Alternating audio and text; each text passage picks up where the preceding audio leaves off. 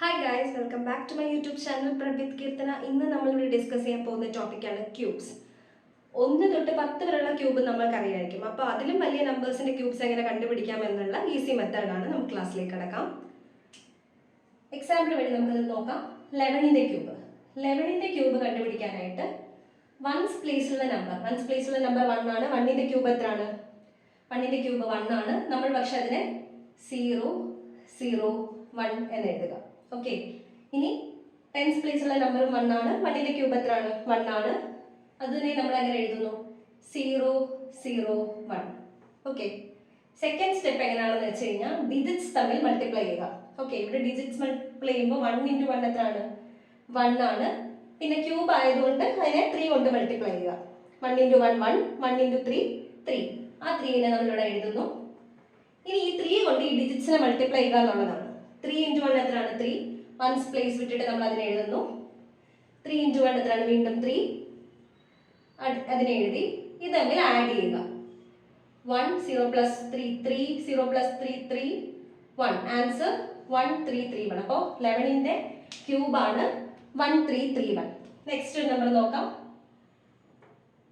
14ന്റെ cube കണ്ടുപിടിക്കാനായിട്ട് ആദ്യമേ once പ്ലേസിലുള്ള number 4 ആണ്. 4ന്റെ ക്യൂബ് എത്രയാണ്? 64. നമ്മൾ അതിനെ 64ന് പകരം 064 എന്ന് എഴുതുക. നെക്സ്റ്റ് 1ന്റെ ക്യൂബ് എത്രയാണ്? 1 ആണ്. നമ്മൾ അതിനെ 0 0 1 എന്ന് എഴുതി. ഓക്കെ, ഇനി ഡിജിറ്റ്സ് മൾട്ടിപ്ലൈ ചെയ്യുക. 1 × 4 4 ആണ്. 4 × 3 എത്രയാണ്? 12 ആണ്. 12നെ നമ്മൾ ഇവിടെ എഴുതുന്നു. 12 × 4 എത്രയാണ്? ഫസ്റ്റ് പ്ലേസിലുള്ള 4 കൊണ്ട് 12നെ മൾട്ടിപ്ലൈ ചെയ്യുക. 12 × 4 48. 8 നമ്മൾ എഴുതി. ബാലൻസ് 4. 12 × 1 12 ആണ്. 12 + 4 16. 16 നമ്മൾ ഇവിടെ എഴുതി. ഇനി നമ്മൾ ഇത് തമ്മിൽ ആഡ് ചെയ്യുക.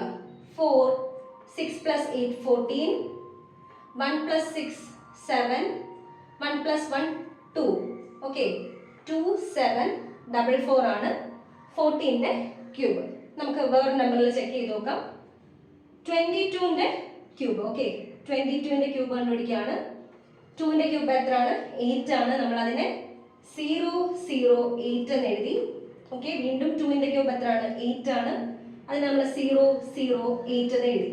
ഓക്കെ, ഇനി ഡിജിറ്റ്സ് മൾട്ടിപ്ലൈ ചെയ്യുക.